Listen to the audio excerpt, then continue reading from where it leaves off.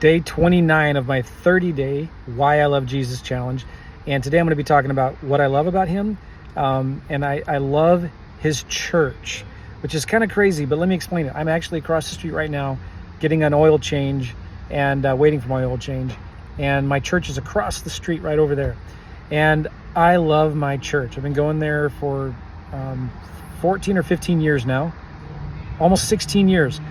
And when I was going through my heart surgery, I did really well. I've loved my church for a long time, right? Because it's where we have a lot of our friends. Some of our best friends are at church. We love the pastors and the staff, and we just really love going to church.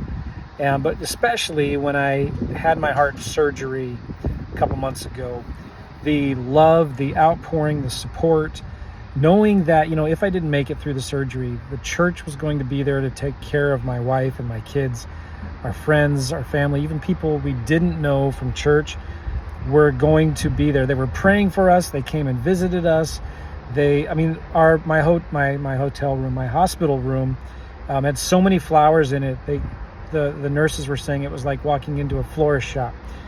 I love the church. And some people complain about the church, like it's full of hypocrites, or I had a bad experience in a church. But here's the thing, the church is not full of perfect people. It's full of a bunch of imperfect people. And thank God, because if it was full of perfect people, I couldn't go to it.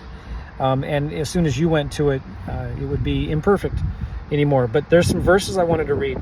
The church is, again, it's a big deal to God. And if you plug into a church, you're going to find that it's a big deal, and it really, really helps your spiritual walk. It helps your friendships. It helps you personally, spiritually, relationally.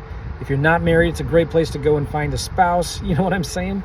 It's a great place for your kids to go and make good friends. But there's a couple verses I want to read here. Ephesians chapter 5 says, "For husbands, love your wives just as Christ loved the church, and he gave up his life for the church to make her holy and clean, washed by the cleansing of the water of God's word. He did this to present her to himself as a glorious church without spot or wrinkle or any other blemish."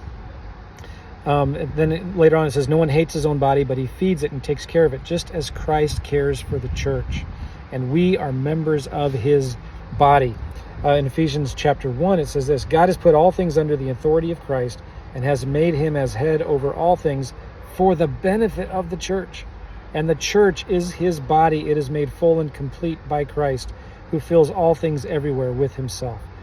So one of the things I love about Jesus is that I'm a member of his church, the worldwide church, and I'm part of a huge family, and it's just great. Okay, so that's all I got.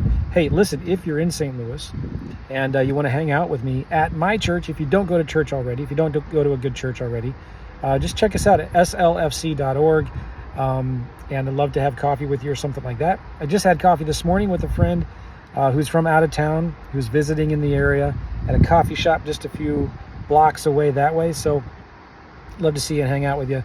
But go check out our church website if you want, slfc.org. Also, you can go to futureandhope.org if you want more information about Jesus. All right, God bless you.